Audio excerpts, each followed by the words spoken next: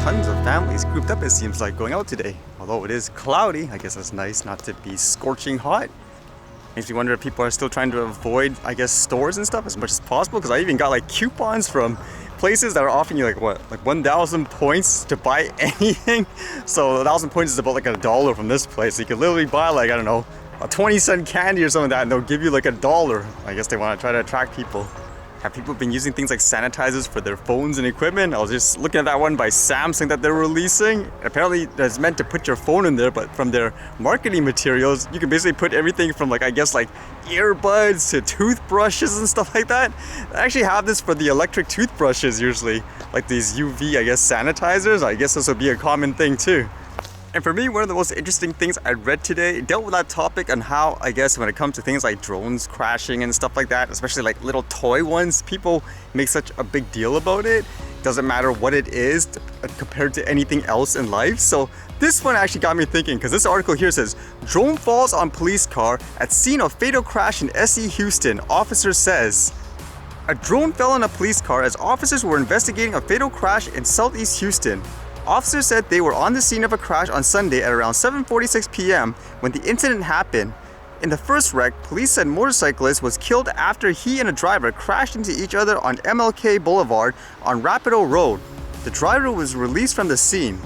Detectives were working to determine who was at fault when police said a drone then fell out of the sky and damaged a patrol car. Officers said no one else was hurt and the drone was not involved in the first crash. So immediately my thought was, okay, this story is about a fatal vehicle crash, so to speak. So that's what the topic should revolve around. The drone, like, it fell wherever it came from, whatever, it didn't hurt anybody. Yet that is the main focus here. Drone falls on police car as scene of fatal crash. So there's a story where people apparently, I guess you could say, died, unfortunately. And that story is not as important as a drone just falling out of the sky and just landing, I don't know, like here, this says hit the car or something like that. So the death of a human being, that story is not as important as that one. To me, it's like, oh my goodness, is the drone just like such a buzzword and such a, I guess, a profitable, newsworthy piece? It makes you think. It's kind of like, for example, you could have a news story where, let's say, a drone flew in, I don't know, near an airport or controlled airspace or something like that. Nothing actually happened in the end. But there's another story where a huge manned aircraft crashes into another manned aircraft, or let's just say into a residential area or something like that. Yet the drone, for some reason, that story gets way more attention. Like, why? I don't get it. It looks like it was a Phantom too. I mean, how hard is it to identify the owner in that case? You have like all the SD cards, all the serial numbers, stuff like that on the drone. I know some people were kind of guessing that was probably like a police drone they screwed up. I actually wouldn't doubt it actually, because this report doesn't actually go into details about those types of questions. It generally makes me wonder how it was like actually back in the day. Like I read about stuff like those red flag traffic laws and stuff like that with cars, but it'd be interesting to see how much of a hysteria it was back then, like in a very similar manner or not.